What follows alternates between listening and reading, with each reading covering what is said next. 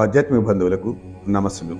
ప్రతి ఆది మరియు బుధవారం మనం మననం చేసుకునే శ్రీమద్ భగవద్గీత సందేశం కర్మ సన్యాస యోగం నుండి 10-11 శ్లోకాల యొక్క భావాన్ని ఈరోజు మనం తెలుసుకుందాం. ఈ శ్లోకం చాలా ప్రాముఖ్యమైంది. బ్రాహ్మణాధ్యాయ కర్మాణి, అన్ని కర్మలను బ్రహ్మమునకు అర్పించు.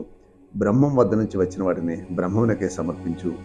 సజ్గం తత్వ, బంధములన్నిటినీ వదిలివేసి కరోతి యః, ఎవరైతే పనిచేస్తారో లిప్యతే నస పాపేన, అతనిని ఏ పాపం అంటుకోదు. పద్మపత్ర మివాంభాస, నీటిలో ఉన్న తామరాకు నీటిని ఏ విధంగా అంటుకోకుండా ఉండగలదో అదేవిధంగా కర్మలో నిమగ్నమైన వ్యక్తిని ఏ కర్మ అంటుకోదు.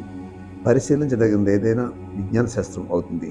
కేవలం నమ్మడమే కాక పరిశీలించి తెలుసుకోవచ్చు. గీత అనేక పరిశీలించిన సత్యాలను పరిశీలించుకోవడానికి వీలుగా తెలియజేస్తుంది. కొంతవరకు ప్రయత్నించి చూడు.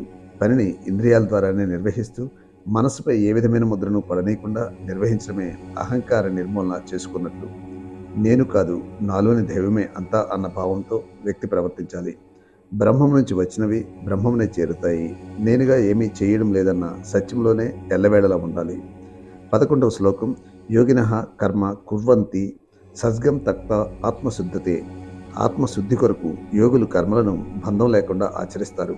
ఎటువంటి పనులు అంటే కాయేన మనస బుద్ధ్యా కేవలై ఇంద్రియై అపి, శరీరంతో మనసుతో బుద్ధితోనే కాక మామూలుగా ఇంద్రియములతో కూడా చేస్తున్న వారు యోగులు కావడం చేత బంధం లేకుండా చేస్తున్నారు.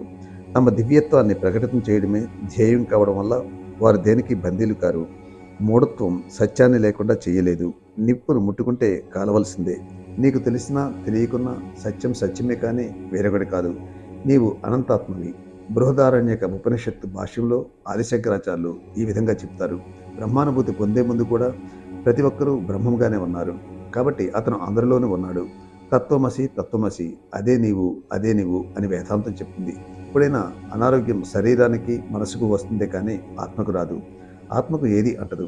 కాబట్టి అనారోగ్యం మనసు వరకే. కాబట్టి దాని వరకు నీవు జాగ్రత్తగా ఉండు. అంతరంగికంగా నీవు స్వేచ్ఛాజీవివే. ఆ దివ్యత్వాన్నే నీవు ప్రకటన చెయ్యి.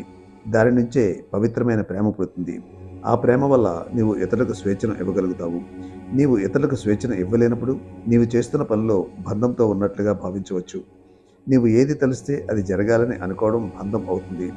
ఎవరు ఎవరికీ బానిసలుగా ఉండరు. మనం ప్రపంచంలో ప్రవర్తించాలన్నా ఆధ్యాత్మికంగా ఉండాలన్నా మనకు ఉపకరించే ఒకే ఒక్క పరికరం మనలో ఉన్న మనసు. దానికి ఎల్లప్పుడూ ఏ మలినము అంటకుండా పవిత్రంగా ఉంచుకోవాలి. మనస్సుని దృఢంగా స్వచ్ఛంగా బలీయంగా ఉంచమని వేదాంతం నొక్కి చెబుతుంది. జీవితం అంతిమ దశకు వచ్చే వేళకు మనం రసం పిండి వేసిన కమలా ఫలంలా కాక మనం పూర్తి రసమయంగా ఉన్న ఫలంలా ఉండాలి. తర్వాత శ్లోకం యొక్క భావాన్ని వచ్చే వీడియోలో మనం తెలుసుకుందాం.